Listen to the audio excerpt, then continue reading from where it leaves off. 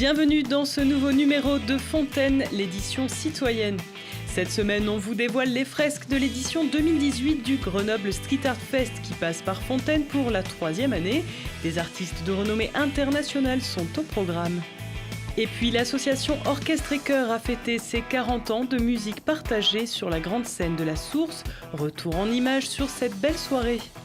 Enfin, nous ferons le tour des prochains temps forts à Fontaine dans l'agenda.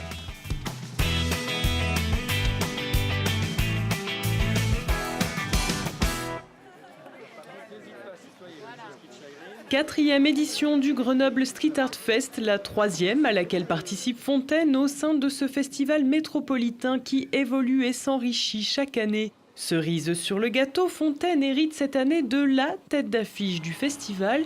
Un duo d'artistes à la renommée internationale, espagnol et polonais, Seb Velasco et Seiner ont choisi le square Maisonna pour recroiser leurs pinceaux.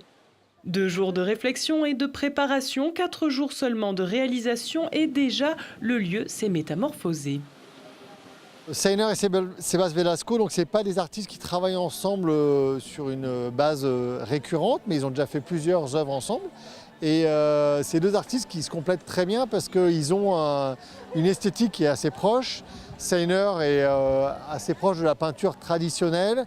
Et Sebas Velasco est quelqu'un qui travaille par touches de couleurs comme les impressionnistes. Bon voilà, ils ont une bonne complémentarité, c'est eux qui ont demandé à travailler ensemble.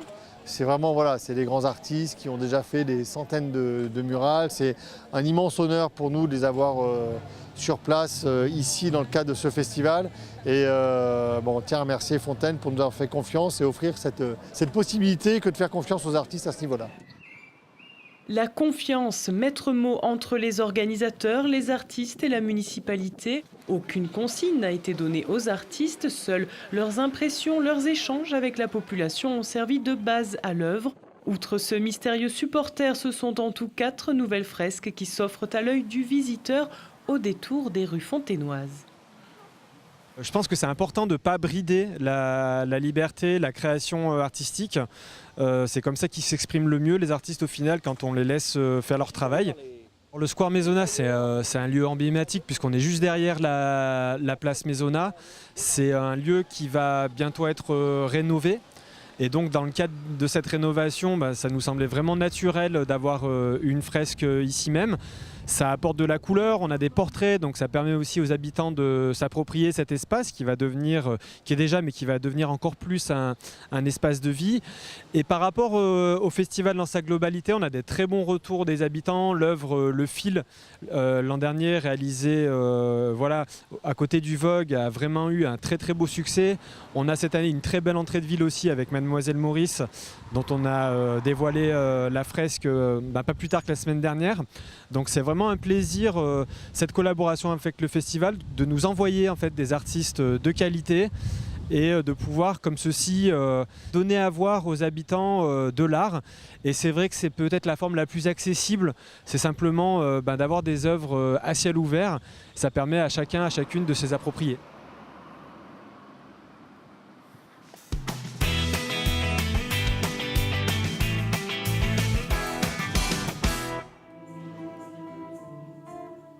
C'était un anniversaire qu'il n'aurait raté pour rien au monde. L'association Orchestre et Chœur de Fontaine fêtait ses 40 ans à la salle de la Source. C'est en 1978 que Georges Cahuzac, le directeur de l'école de musique à l'époque de Fontaine, a créé Orchestre et Chœur. Alors c'était d'abord un orchestre avec donc des musiciens, des jeunes musiciens de l'école de musique, et ensuite il y a eu des choristes qui se sont rajoutés pour former ensuite l'ensemble Orchestre et Chœur. Pour que la fête soit réussie, les musiciens et les choristes, qui sont tous des amateurs, répètent depuis plusieurs mois.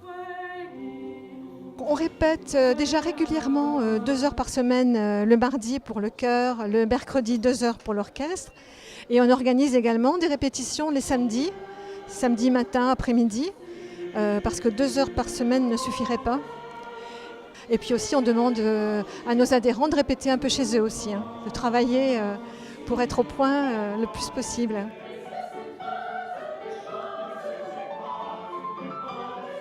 Cette représentation est possible grâce aux subventions de la ville de Fontaine qui met aussi la salle de la Source à disposition de l'association.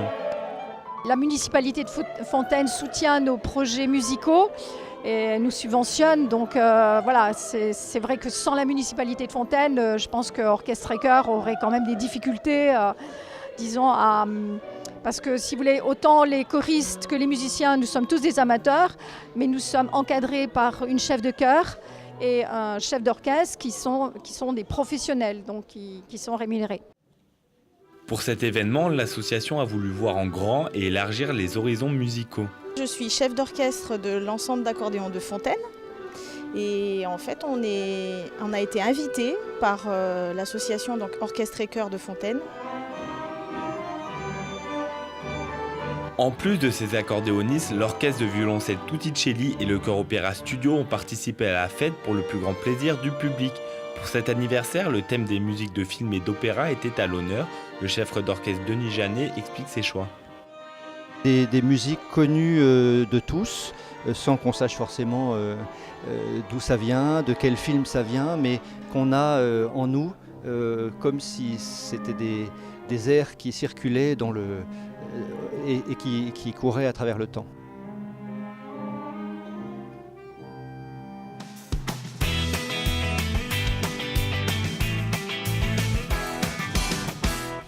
Les jardins collectifs de la Poya fêtent leurs 10 ans. Venez les rencontrer tout au long de la journée. Vous pourrez également profiter d'une animation fabrication de nichoirs dès 18h avec l'association Brin de Grelinette. L'assaut des éco-jardiniers sera d'ailleurs à l'honneur dans notre prochaine édition.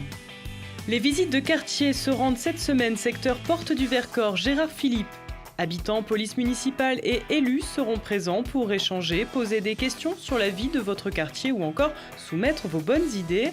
Rendez-vous est donné lundi 25 juin à 17h15 devant l'école Anatole France. Cette visite prendra fin autour d'un temps convivial au gymnase Gérard Philippe. Mercredi 27 juin, retrouvez l'atelier auto-réparation de vélos de l'association L'Abricot.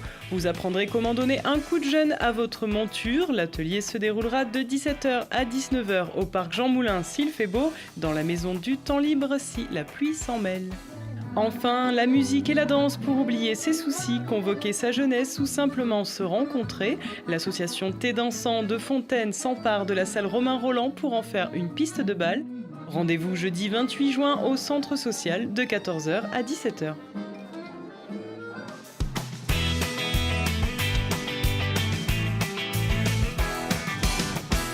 Et on se quitte avec la photo de la semaine. Jesse Mosher est un artiste américain de live painting, comprenez peinture en direct. Il joue des pinceaux comme d'autres de la guitare électrique. De New York à Fontaine, le voici en plein show au Vogue où les visiteurs ont pu découvrir ses portraits tracés à la minute sur fond de musique blues rock. À la semaine prochaine.